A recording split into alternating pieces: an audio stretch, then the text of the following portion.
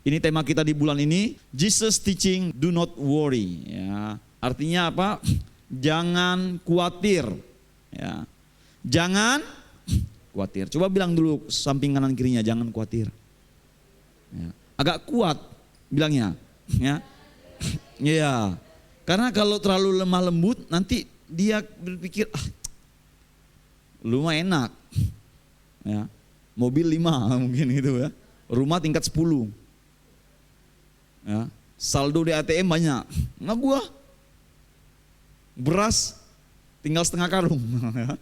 SPP sekolah belum bayar. Ya. Tidak ya. Jangan khawatir. Amin. Ya, jangan khawatir. Ya, lanjut. Ya, pagi hari ini kita akan belajar tentang pendahuluannya aja. Ya, kita baca ayatnya dulu.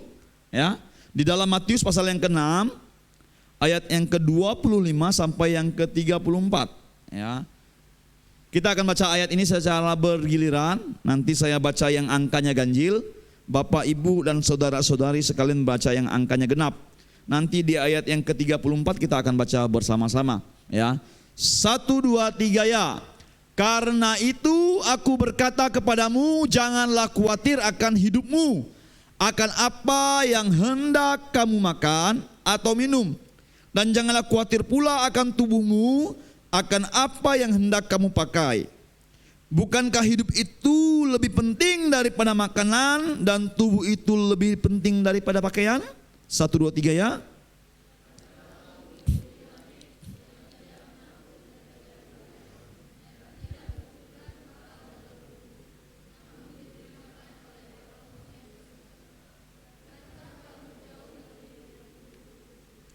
Siapakah di antara kamu yang karena kekhawatirannya dapat menambahkan sehasta saja pada jalan hidupnya?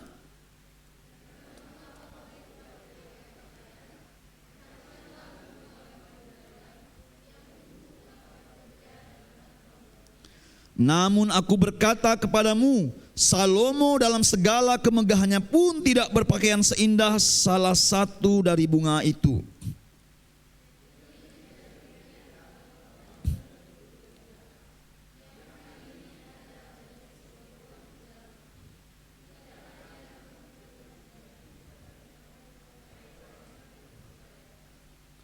Sebab itu, janganlah kamu khawatir dan berkata, apakah yang akan kami makan? Apakah yang akan kami minum? Apakah yang akan kami pakai?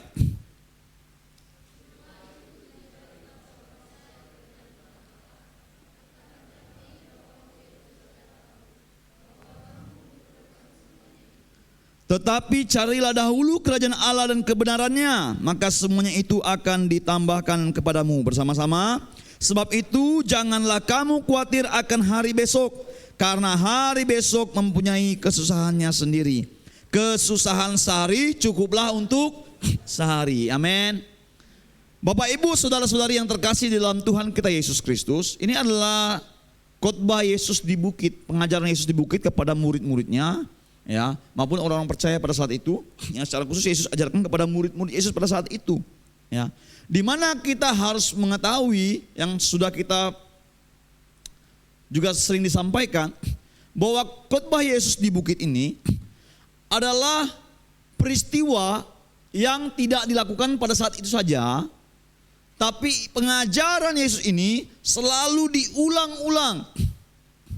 diulang-ulang disampaikan kepada para murid. Ya.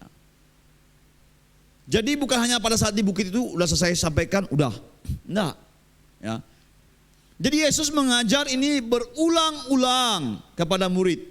Dan pada pagi hari ini kita mau belajar bahwa Yesus mengajarkan hal ini juga kepada kita tentang apa? Jangan khawatir. Ya. Bapak, Ibu, segala sesuatu yang diajarkan, yang disampaikan secara berulang-ulang itu udah pasti penting. Amin. Jadi Yesus berkata dalam firman-Nya, jangan khawatir. Dia ajarkan sama muridnya jangan khawatir, berulang-ulang diajarkan, artinya itu adalah sesuatu yang penting. Sesuatu yang berharga, sesuatu yang benar-benar harus kita lakukan. Sama seperti kalau kita orang tua mengajar berulang-ulang kepada anak kita. Itu pasti penting. Ya. Contoh saya kalau di rumah, Jo, ya anak saya namanya Jojo, Jo, kalau kamu nanti jangan suka mencuri. Ya. Nanti sebentar lagi nanti saya ajar lagi. Ya. Besok-besok saya ajar terus. Kenapa? Karena saya tahu itu adalah penting. Jangan suka melawan orang tua ya. Nanti besok lagi seperti itu. Kenapa? Karena itu penting. Sama. Ya, jangan khawatir, Yesus ajarkan berulang-ulang. Kenapa? Itu penting. Tentu ada tujuannya. Kalau saya mengajar anak saya, tujuannya supaya anak saya nanti besar, dia menjadi anak yang menghormati orang tua. Dia tidak menjadi anak yang suka mencuri. Ya, dia menjadi anak yang pintar, cerdas. Ya.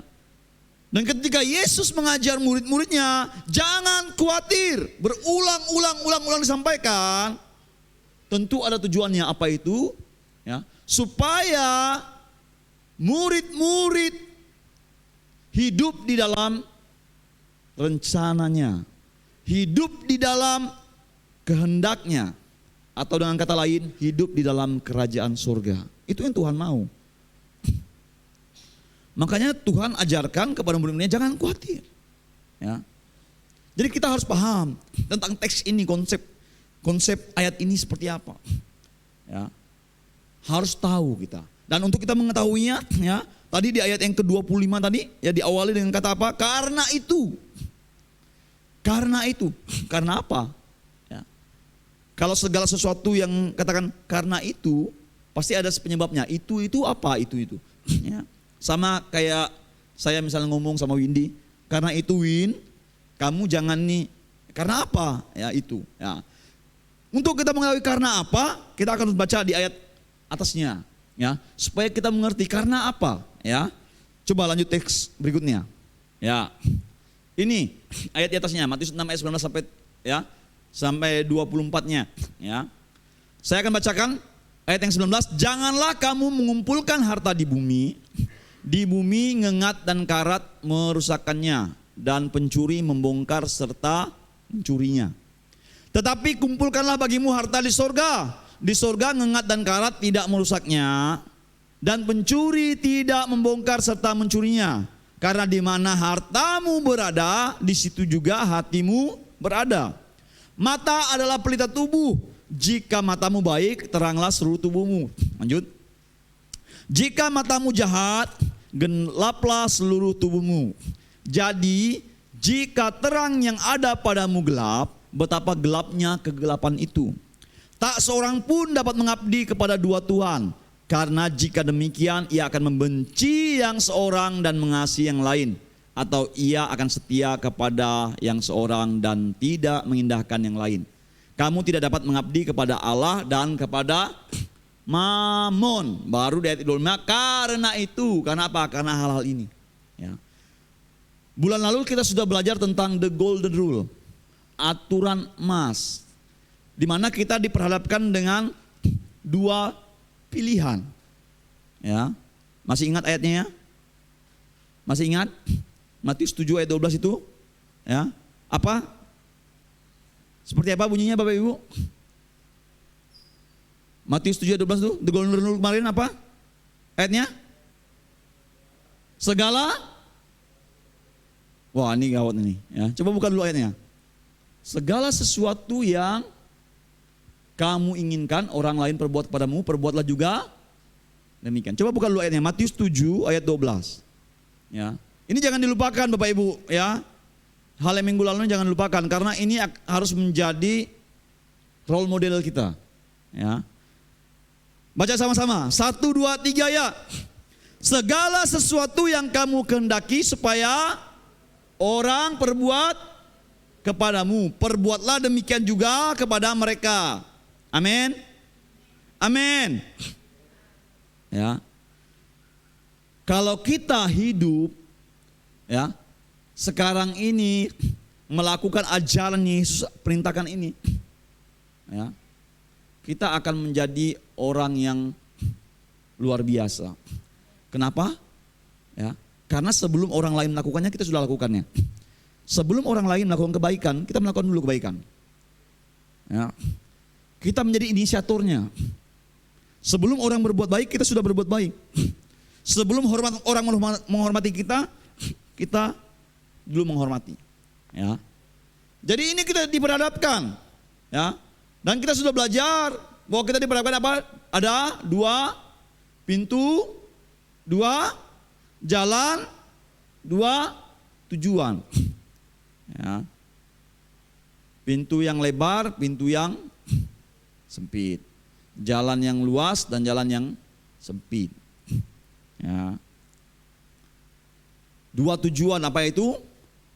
Kebinasaan dan kehidupan. Dan pada pagi hari ini, ya, kita diajar oleh kebenaran firman Tuhan. Ya, ada 2 harta. Amin. Ada 2 harta. Kalau berbicara 2 harta ini pasti sudah menyangkut hati kita. Benar? Ya. Kalau hartanya berkurang, pasti hatinya tidak damai sejahtera. Benar nggak? Benar nggak Bapak Ibu? Benar nggak Bapak Ibu saudari? Kalau hartanya berkurang, pasti nggak tenang. Kalau hartanya bertambah, sukacita. Benar nggak? Benar. Ya. Tetapi di sini Yesus mengajarkan, ini luar biasa Bapak Ibu ya, kita bersyukur ya ada pengajaran ya dan diilhamkan oleh Roh Kudus dituliskan di firman Tuhan. Ya. Kalau tidak dituliskan ayat ini oleh ilham Roh Kudus, ya, sampai sekarang kita nggak akan tahu. Kita taunya cuma ada 1 harta aja, yang mana seumur hidup kita, ya, waktu kita, pikiran kita akan habiskan untuk mengejar 1 harta itu aja. Yaitu apa? Kekayaan dunia itu. Ya. Tapi pagi hari ini kita belajar bahwa ada 1 harta lain, ya, yang wajib, yang seharusnya kita kejar. Ya. Terus apa lagi? Ya, ada 2 penglihatan. Tadi kita sudah baca ya kan? Ada penglihatan terang dan penglihatan gelap. Penglihatan yang baik itulah penglihatan terang, dan penglihatan yang jahat itulah penglihatan yang gelap. Ya. Yesus ajarkan ya, supaya kita selalu menggunakan penglihatan yang terang itu untuk melihat yang terang-terang itu. Melihat yang mana yang benar, kebenaran itu, tidak melihat yang gelap-gelap. Ya. Terus apa lagi yang diajarkan? Ada 2 tuan. Ya. Bayangin, Bapak Ibu, kalau tidak kita diajarkan tentang ini, ya, kalau ini tidak dituliskan, kita tidak baca ayat ini tidak diilhamkan Roh Kudus, sampai sekarang kita cuma tahu cuma 1 tuan aja. Saya mau katakan sekali lagi, ya, seperti yang saya katakan tadi, kita akan menghabiskan waktu kita. Ya. Hanya untuk apa? Untuk mengabdi kepada 1 Tuhan. Ya. Banyak orang berpikir bahwa mengabdi kepada Tuhan itu kita datang untuk menyembah manusia, menyembah suatu benda, itu baru namanya mengabdi. Tidak. Saya mau katakan, kalau kita hidup sekarang di zaman ini, kita berada di bawah otoritas atau kendali dengan zaman ini, itu sama dengan kita mengabdi. Ya. Jadi tidak harus mesti menyembah patung lagi, enggak. Ya. Kalau kita habiskan hidup kita, waktu kita, tenaga kita untuk melakukan hal yang sia-sia, untuk mencari kesenangan sendiri, untuk mencari kekayaan sendiri, ya, itu sama dengan kita mengabdi kepada Tuhan yang namanya siapa? Om Mammon tadi, ya. Om Mammon, ya. Tapi puji Tuhan, sekali lagi saya katakan, oleh ilham Roh Kudus, ya, penulis ayat menuliskan bahwa ada 2 Tuhan, ya, yaitu Tuhan yang benar sebagai Tuhan kita. Ya, lanjut. Oleh karena itu, ya, dari dua pilihan yang diperhadapkan kepada kita, maka akan muncul pertanyaan renungan bagi kita. Apakah kita ingin mengumpulkan harta? Tidak. Ini ada suaranya. Apakah kita ingin mengumpulkan harta, Bapak Ibu? Enggak apa-apa sebenarnya ya. Ya, boleh nggak mengumpulkan harta? Boleh. Ya. Sini Pak Alex suaranya nyaring ya. Enggak apa-apa ya. Memang saya juga sedang mengumpulkan pundi-pundi juga. Ya, kita mengumpulkan harta nggak masalah. Ya. Nggak ada yang salah dengan hal itu. Ya. Nggak ada yang salah dengan kita bekerja mengumpulkan harta, itu nggak salah dengan itu. Tapi di sini Tuhan mengajarkan, silakan, tetapi dari dua jenis harta ini kita harus berpikir dan menimbang lebih dahulu mana harta yang bersifat lebih langgeng atau tidak. Ya. Tuhan kasih pilihan. Dan Tuhan katakan, pilihlah harta sorgawi itu. Yang sifatnya langgeng. Langgeng itu awet. Ya. Tahan lama. Ya. Tidak dapat hilang. Ya. Kalau harta dunia itu, apa dikatakan tadi? Ya. Mudah dicuri, hilang. Karena pencuri datang mengambilnya. Apalagi ngengat dan karat. Ya. Itu harta dunia. Jadi murid-murid pada saat itu ya diberikan pilihan. Dan Tuhan katakan boleh menguasai silakan. Tapi Tuhan katakan pilihlah harta yang surga itu. Amin. Ya. Terus apa lagi? Apakah kita menginginkan kebebasan dalam menggunakan mata kita dalam segala gerak-gerik kita, atau menggunakan mata kita yang terarah pada kebaikan? Itu pilihan. Silakan. Silakan Bapak Ibu. Pilih. Ya. Tetapi untuk dapat lebih mudah mencapai tujuan kita, kita harus sadar dahulu akan fungsi mata kita. Jadi Tuhan mengajarkan, pergunakanlah mata untuk fungsinya untuk apa? Untuk hal-hal yang baik. Itu yang Tuhan ajarkan. Jangan gunakan mata kita untuk melihat segala sesuatu yang tidak baik. Apalagi kita sudah terjerumus dalam keinginan-keinginan mata kita. Ya, hati-hati. Ya. Bila perlu kita harus menggunakan kacamata kuda. Tahu kacamata kuda Bapak Ibu? Ya. Kenapa kuda dikasih delman itu, kudanya dikasih penutup mata seperti ini? Ada yang tahu nggak? Ada yang tahu nggak kira-kira? Biar fokus atau balik. Ya. Sebenarnya delman dikasih tutup mata seperti ini. Ya. Sebenarnya ada tujuannya.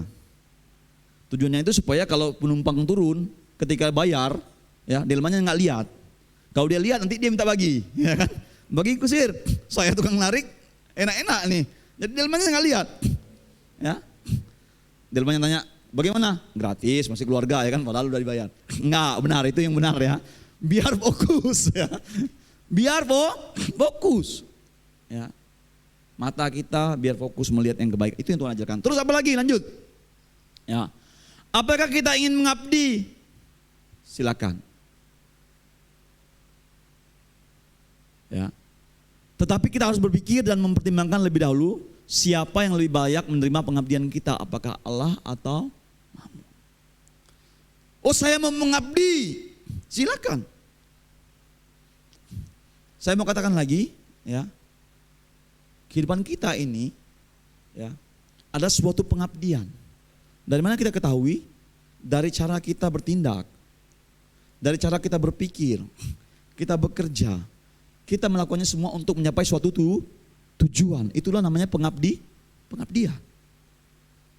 Pengabdian kita. Kepada siapa kita mengabdi? Maka kepada Allah atau kepada Mammon? Perlu kita renungkan. Dan di sini Tuhan mengajarkan bahwa pentingnya kita untuk mengabdi kepada Allah. Kepada Tuhan yang benar. Amin. Ya, lanjut. Ya. Apabila kita sudah memikirkan, menimbang dan menyimak dengan baik, ya, tahap selanjutnya adalah apa? Buatlah pilihan mana dari kedua macam harta itu yang pasti langgeng. Ya. Harta yang bisa rusak dan harta yang tidak bisa rusak. Mana kita pilih? Yang langgeng kah? Yang tidak bisa rusak kah? Atau kita pilih harta yang dimakan ngengat, dimakan karat, ya, dicuri oleh pencuri, ya, atau enggak? Ya. Kalau zaman dulu orang pencuri ya mencuri, ya, lewat jendela, lewat atap rumah, lewat lantai, karena zaman dulu rumah-rumahnya dari kayu, congkel-congkel linggis apa segala macam. Ya, kalau pencuri zaman sekarang itu agak sedikit modern. Bahkan kalau pencuri zaman sekarang itu kita yang sebenarnya nyuruh dia mencuri. Ya kan? Selamat, Anda mendapatkan hadiah. Wow.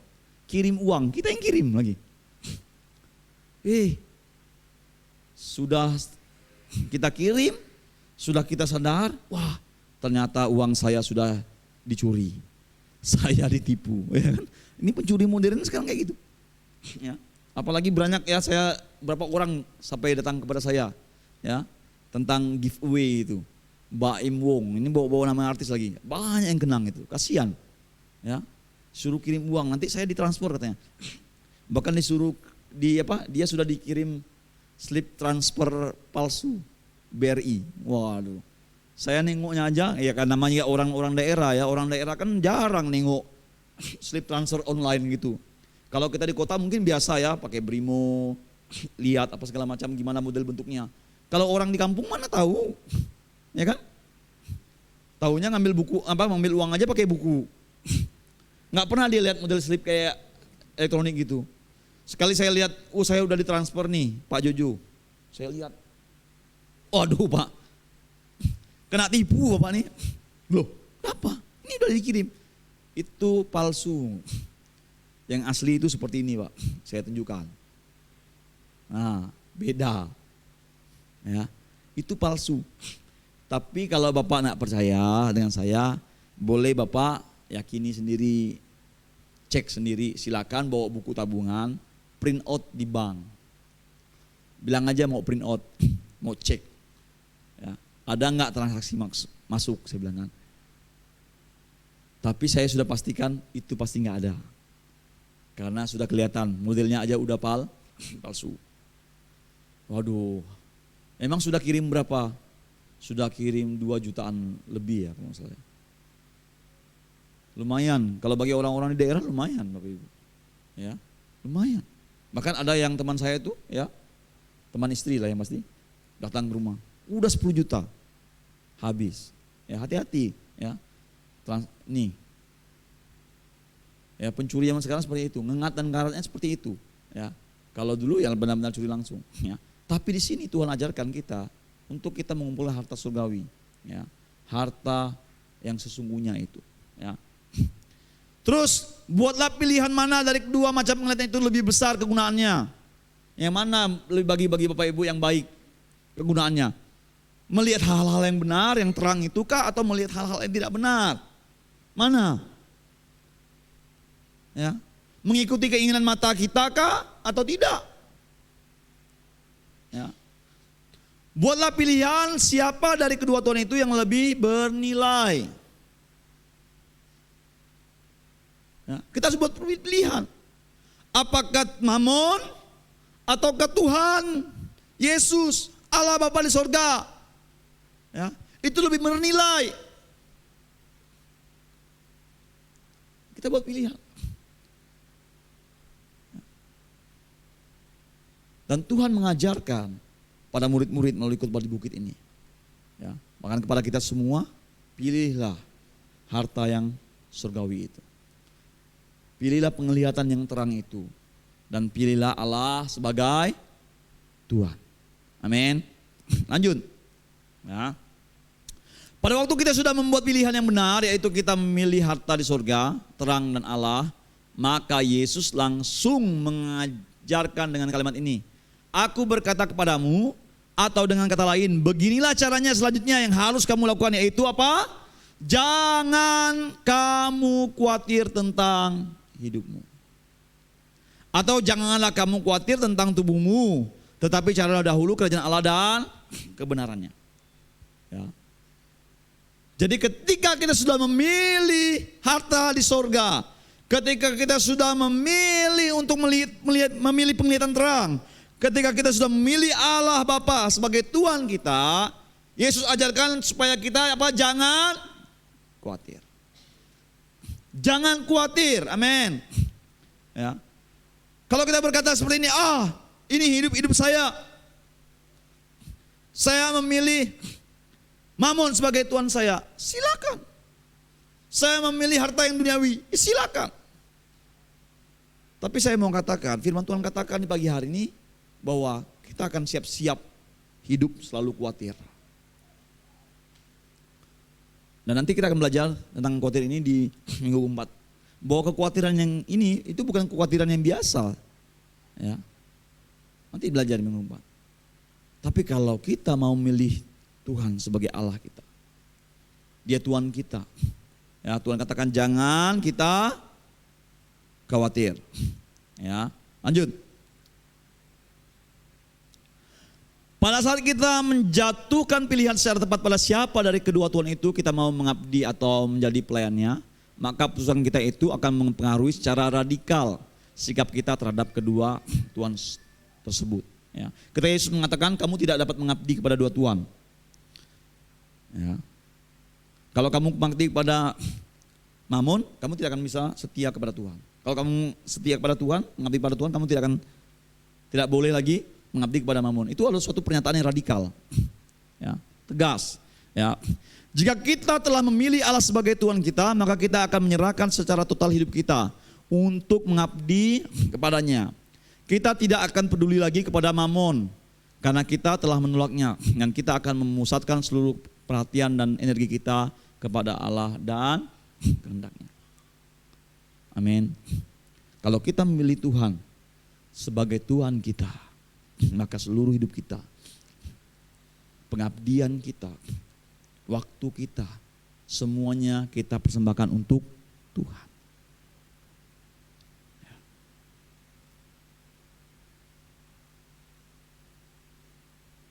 Mungkin selama ini, saya sudah memilih Tuhan. Karena kalau saya memilih Tuhan, saya beroleh keselamatan. Tetapi di dalam kehidupan kita sehari-hari, kita tidak berada di dalam kehendaknya. Karena ketika kita memilih Dia sebagai Tuhan kita, konsep hamba dan Tuhan itu adalah hidup seorang hamba itu di bawah otoritas oleh tuannya. Jadi apa mau tuannya, itulah yang harus dilakukan oleh hamba.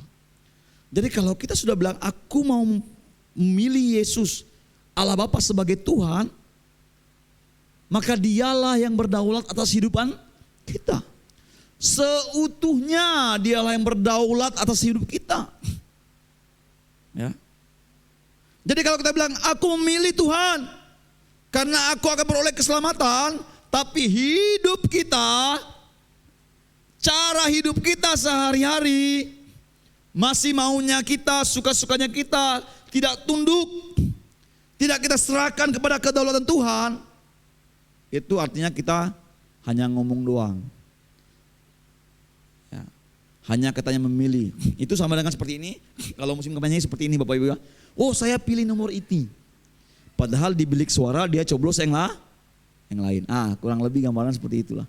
Ya. Saya memilih Tuhan sebagai juru selamat saya. Padahal kehidupannya tidak mau tunduk ya di bawah kedaulatan Tuhan. Semau-maunya. Ya. Tuhan itu nomor sekian. Ya. Mati-matian dia kerja, banting tulang, banting pintu, banting jendela. Ya, nggak sempat ke gereja. Cari uang terus. Ya. Karena kalau rumah belum tingkat 10 katanya belum sejahtera hidupnya. Ya. Ada orang seperti itu, takut dia. Takut menjadi orang tidak terpandang katanya. Padahal kita ini berharga karena Tuhan. Ya, kita ini semua berharga. Bukan karena apa yang kita pakai, bukan karena apa yang kita punya. Tapi memang kita ini berharga di mata Tuhan karena kita ini ciptaannya Tuhan. Ya. Cuma seringkali kita, itu dia tadi. Ya. Berkata memilih Tuhan, ya, tapi cara hidup kita tidak di bawah otoritas sebagai Tuhan atas kita. Mau-maunya kita. Ya. Lanjut.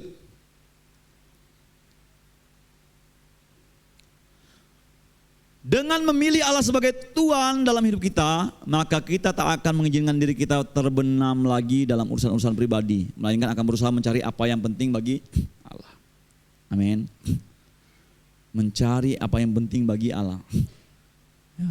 Seperti saya katakan, kalau kita memilih Tuhan, ya, Allah sebagai Tuhan kita, kalau konsep kita hanya berpikir supaya saya selamat, ya, kita belum cocok.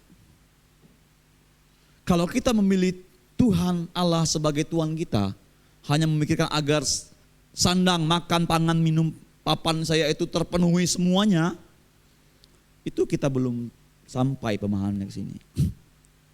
Ya, belum sampai pemahamannya ke sini. Karena ini dikatakan apa? Akan berusaha mencari apa yang menjadi penting bagi Allah, bukan kepentingan kita lagi. Bukan mau-maunya kita lagi.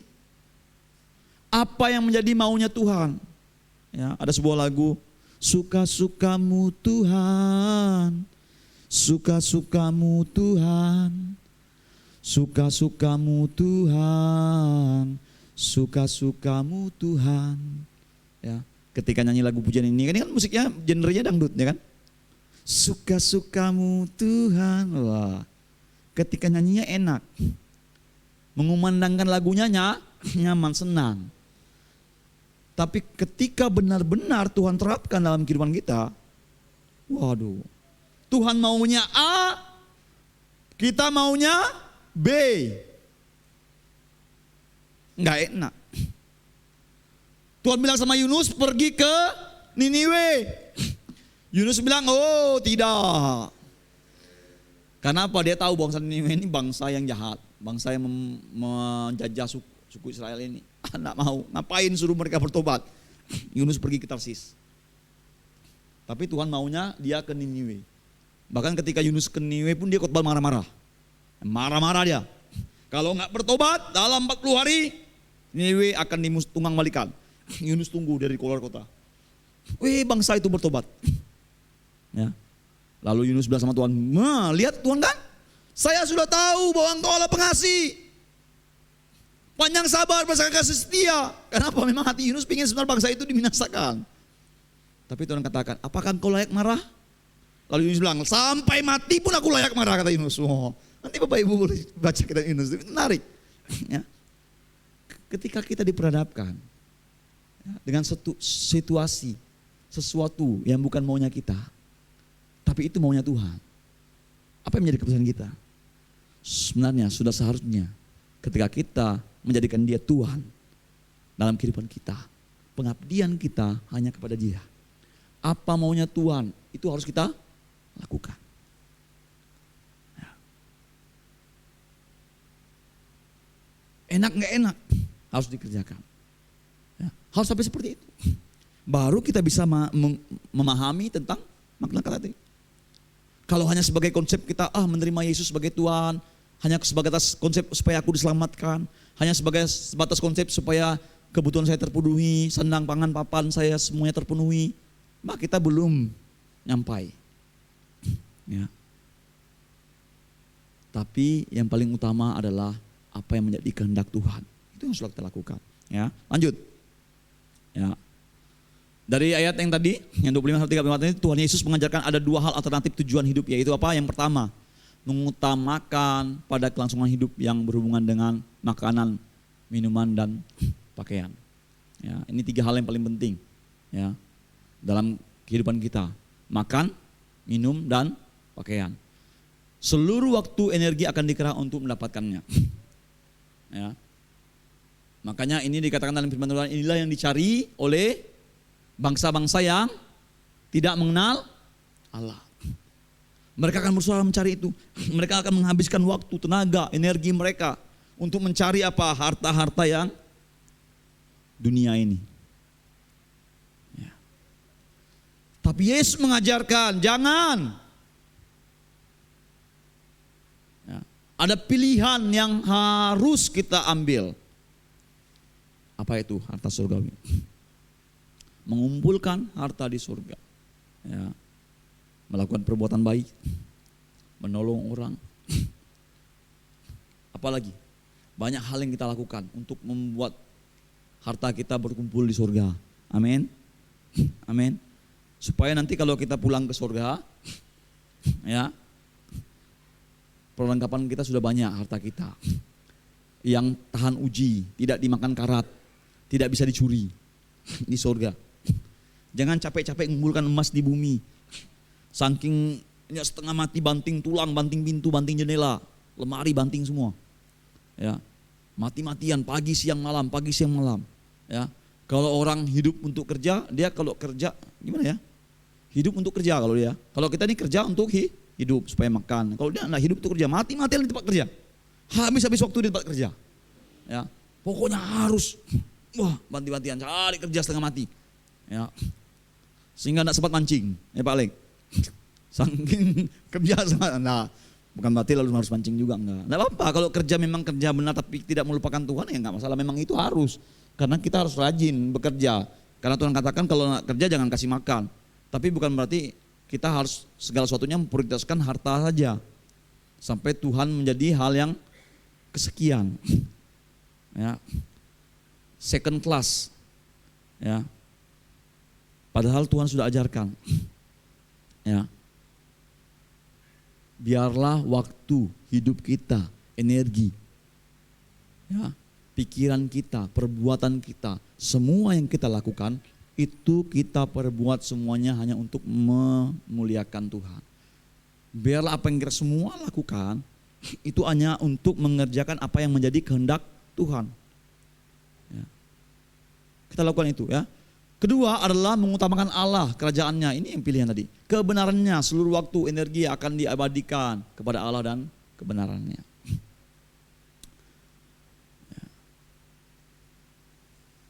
Agar kita semakin luar biasa di dalam Tuhan. Ketika Yesus mengajarkan ini kepada murid-muridnya, dan mereka mengerti, memahami. Makanya kalau kita baca di surat-surat, di firman-firman Tuhan, kita lihat bagaimana kehidupan para murid. Mereka teraniaya, ya. Mereka disesah, mereka dihina, banyak macam persoalan yang mereka alami. Tapi karena mereka tahu bahwa mereka mengejar harta yang sesungguhnya, karena mereka tahu bahwa mereka mengabdi kepada Tuhan sebagai Tuhan mereka, mereka tetap melakukannya. Mereka tetap damai sejahtera, mereka tetap sukacita. Nanti baca di perjanjian baru itu, jemaat yang mula-mula itu. Mereka menjual hartanya, mereka bagi-bagikan kepada orang yang tidak mampu. Ya, mereka selalu berbagi, selalu memperhatikan, ya, selalu membantu, menolong. Bahkan ada suatu jemaat yang terkenal miskin, tapi ketika mereka memberi, ternyata mereka memberi sangat dalam kelimpahan. Ya, sampai Paulus bilang, wah, luar biasa. Ya. Ketika mereka mengumpulkan harta-harta benda, mereka mengumpulkan. Kenapa? Mereka benar-benar ingin mengumpulkan harta di surga. Bukan yang bersifat dunia ini, yang bisa hilang, dimakan ingat dan karat ini, tidak. Ya, karena itu semua tidak bisa dibawa mati. Ya. Kalau seandainya pun emas itu bisa dibawa mati, nanti Bapak Ibu datang ke surga kena marah sama malaikat nanti. Ya, bawa emas di surga.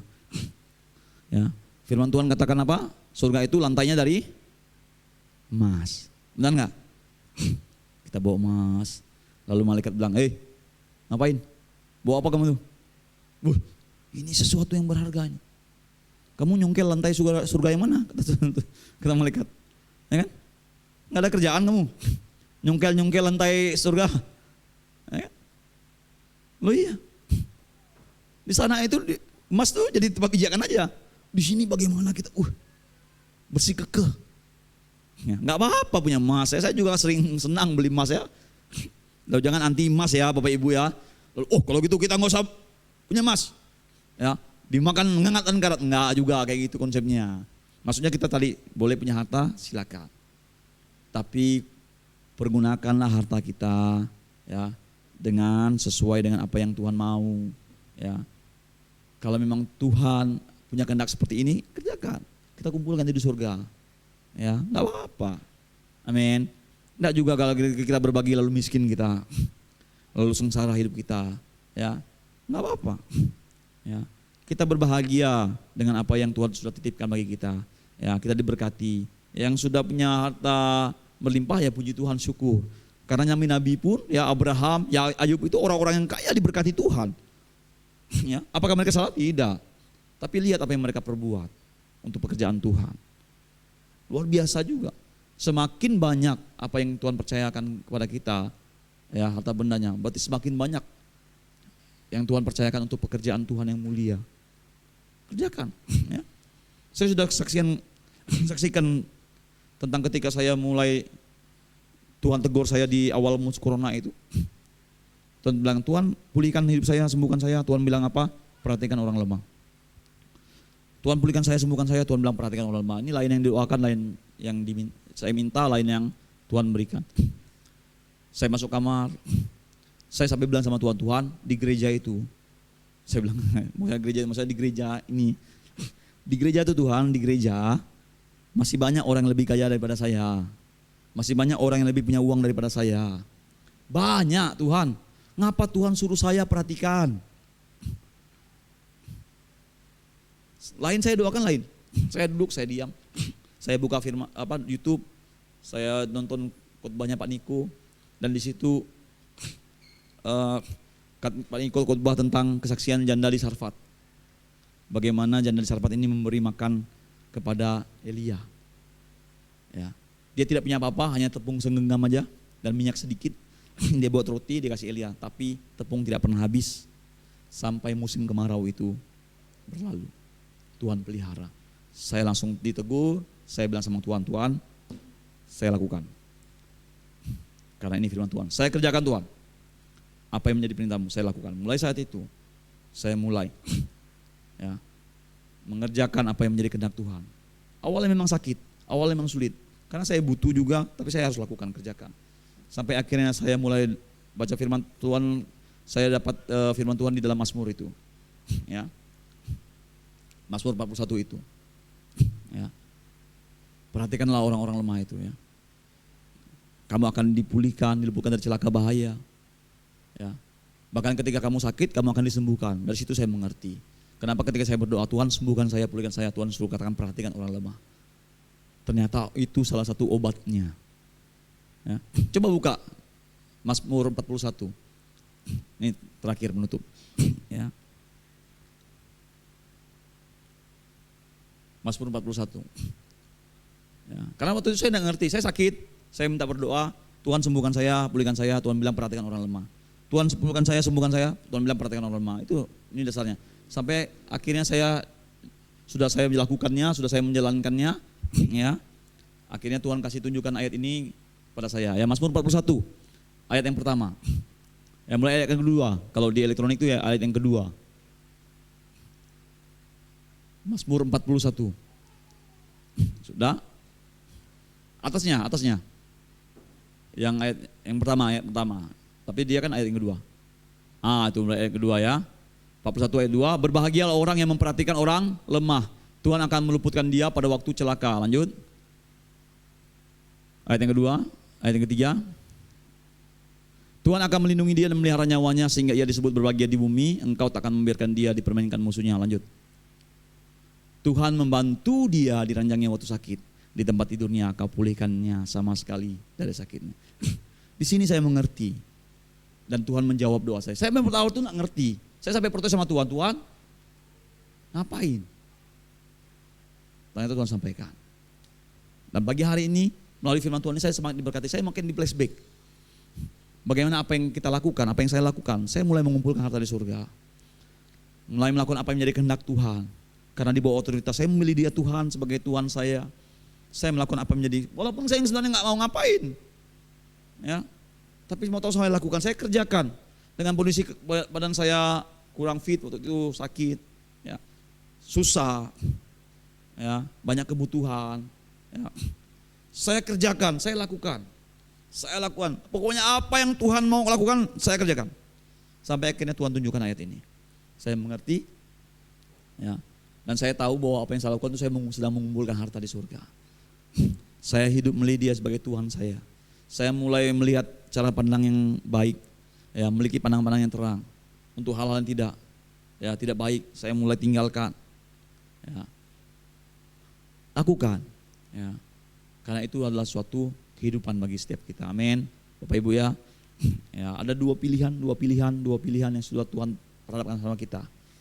Pilihlah, ya, supaya kita hidup. Ya, ketika kita memilih harta surgawi itu, ketika kita memilih cara pandang yang baik itu, dan ketika kita memilih Dia sebagai Tuhan kita, maka kita harus hidup dalamnya.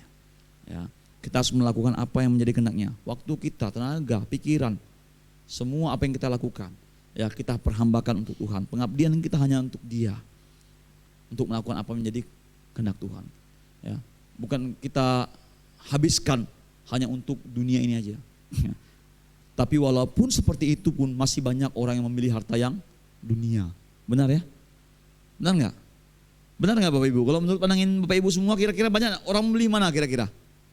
Harta yang surgawi atau harta yang dunia? Harta yang dunia. Makanya untung puji Tuhan sebelum Don't Worry ini, di bulan kemarin kita sudah belajar the golden rule, aturan yang benar tentang pintu yang lebar, pintu yang sempit, jalan yang luas, jalan yang sempit itu. Dimana kita tahu bahwa memang di jalan yang luas dan jalan yang lebar itu orang peminatnya sangat banyak.